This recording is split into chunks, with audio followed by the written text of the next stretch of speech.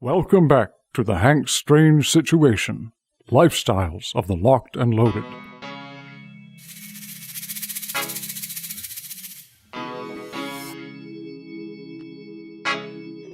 Welcome back to the Hank's Strange Situation.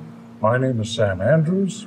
You've seen me with Hank on many videos making holsters. One of the most common questions we get from people who want to do holsters on their own is how to make the patterns. And that was the thing that took me the longest to learn when I was starting out, because if your pattern isn't right, nothing else is going to turn out properly.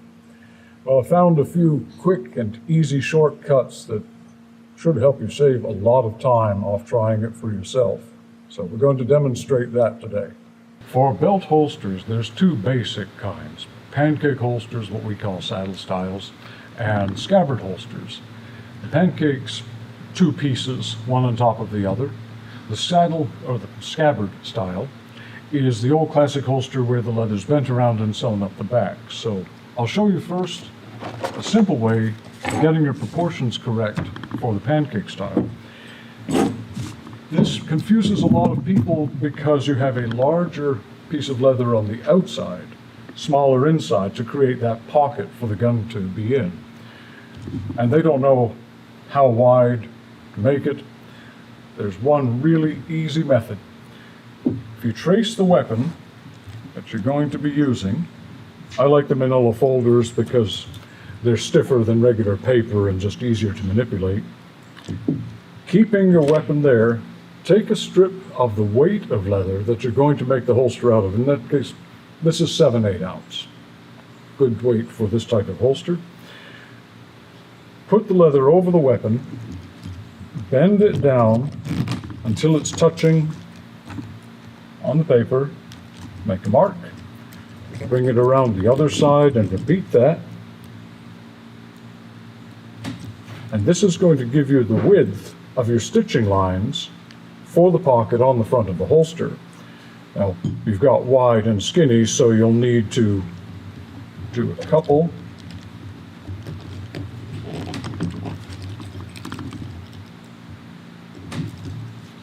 So this shows me that the top of my holster, between the stitch lines for the slide trigger guard area, has to have this separation, whereas over the lower slide and barrel is narrower separation.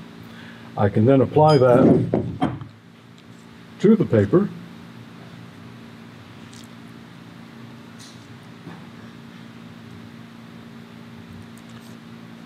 Actually, I should have slid it a little more over there, get it even on each side.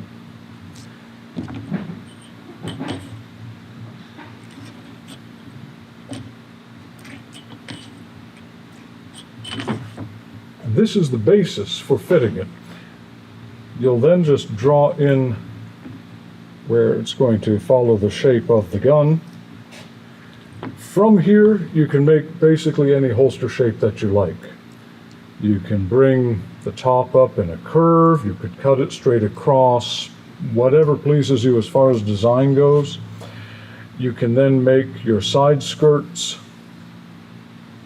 where there's going to be slots for the belt. I'm not doing anything very exact here because it's kind of tough to freehand it.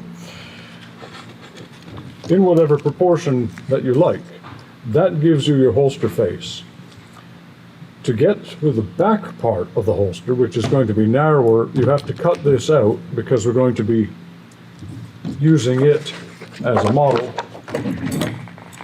And as I said, this is not very pretty or exact, but the principle remains the same, and you can always work on the artistic part once you have the proportions down.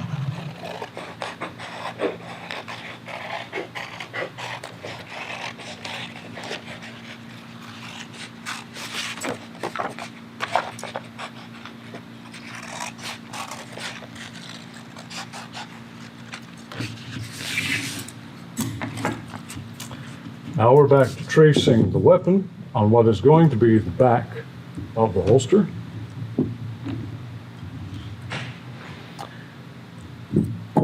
In this case, you want to bring the stitching line out just a little bit from the outline of the weapon. That's about 3/16 of an inch. I just did it by eyeball, but I've been doing it a long time. Maybe a little more there.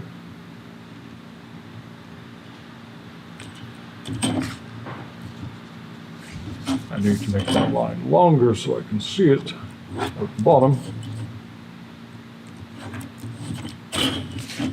This front stitching line up with the line parallel to the weapon. Trace that part of the holster. Now we're going to just bunch this up and align the rear lines, which again I didn't extend far enough to see. I'm so used to doing this, actually explaining it. It's very hard.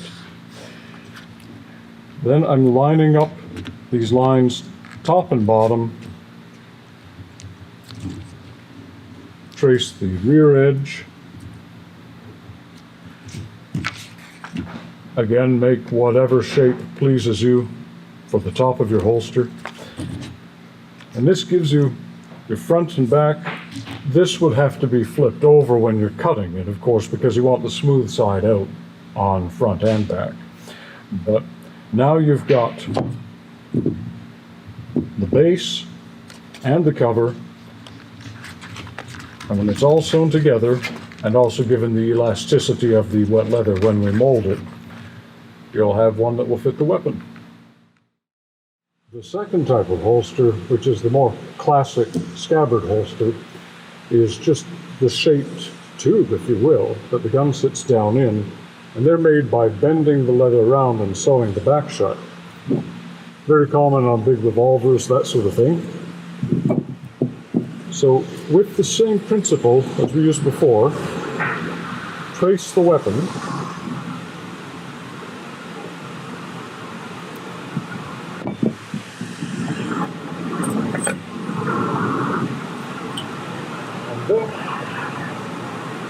I'm finding my center line that I will bend the pattern on. This is a little more guesswork because I have to leave enough room. You're going to bend it over, and it comes from lots of doing it. But depending on the size and the thickness of the weapon, you would go greater or lesser.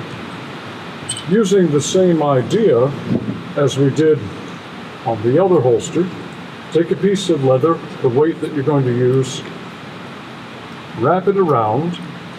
Now you know your gun comes to here. You're going to need at least that much extra for welts and stitching and so forth. This is going to give you your width across. So I bring my ends together, see where the midpoint is, and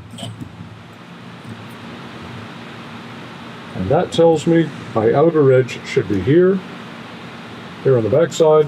Now you can draw in the shape of whatever you want your holster to look like.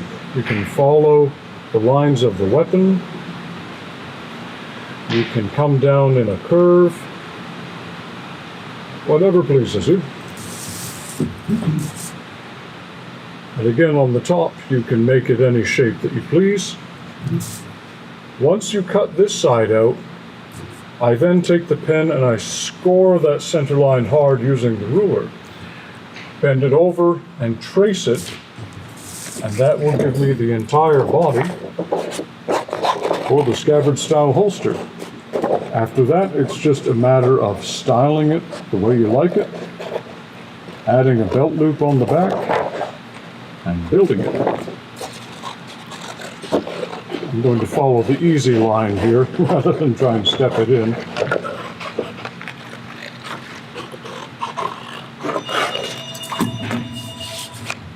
Once you have the front half cut out, as I said, I'm scoring that center line hard with the ballpoint pen so that it will bend along that line.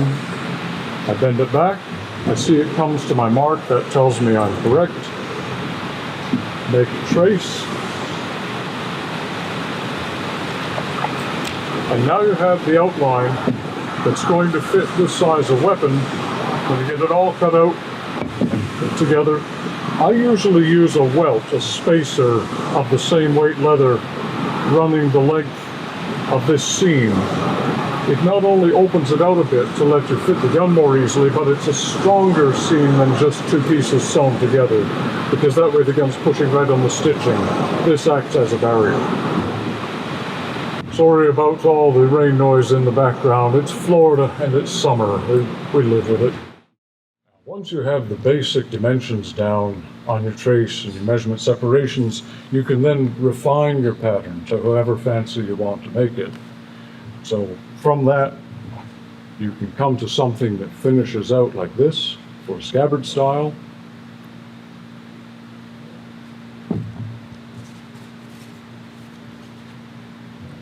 Or the pancake style. Again, I call it a saddle style, but what's in the name? Once you get all your stitch marks, lines, and separations going, they come out very well. Now, in order to do these, aside from a strip of leather and whatever weight you're going to be using, you'll need manila folders, some really good sharp scissors. These are ones Tandy sold that are knife-edged. They cut very cleanly, and they're so much nicer to use than just household scissors, which tend to leave a kind of a ragged edge on the paper. Good ballpoint and a ruler, and the weapon that you're building for, you've got everything you need. Thank you for watching this video. If there's any other techniques, questions, anything you're wondering about, you can leave comments on the video, and we'll see what we can do about answering those.